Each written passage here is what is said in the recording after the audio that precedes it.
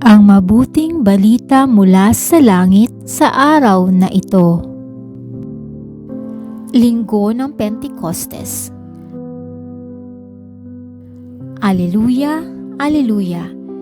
Espiritong aming tanglaw, kami iyong liwanagan sa ningas ng pagmamahal.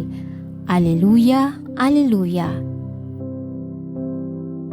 Ang mabuting balita ng Panginoon ayon kay San Juan. Pinupuri ka namin, Panginoong Hesukristo. Kinagabihan ng linggo ding iyon, ang mga alagad ay nagkakatipon. Nakapinid ang mga pinto ng bahay na kanilang pinagtitipunan dahil sa takot nila sa mga Hudyo. Dumating si Jesus at tumayo sa gitna nila. "Sumainyo ang kapayapaan," sabi niya. Pagkasabi nito, ipinakita niya ang kanyang mga kamay at ang kanyang tagiliran. Tuwang-tuwa ang mga alagad nang makita ang Panginoon. Sinabi na naman ni Jesus, "Sumainyo ang kapayapaan.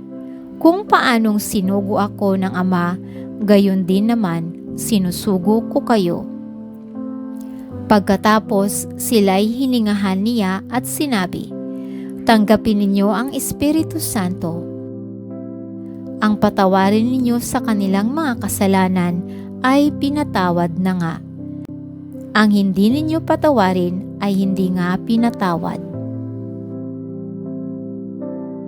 Ito ang mabuting balita ng ating kaligtasan. Papuri sa Diyos. Maraming salamat po sa inyong tulong na maipalaganap ang mabuting balita ng Poong Jesus sa lahat ng mga Pilipino sa buong mundo. Pagpalain nawa tayong lahat.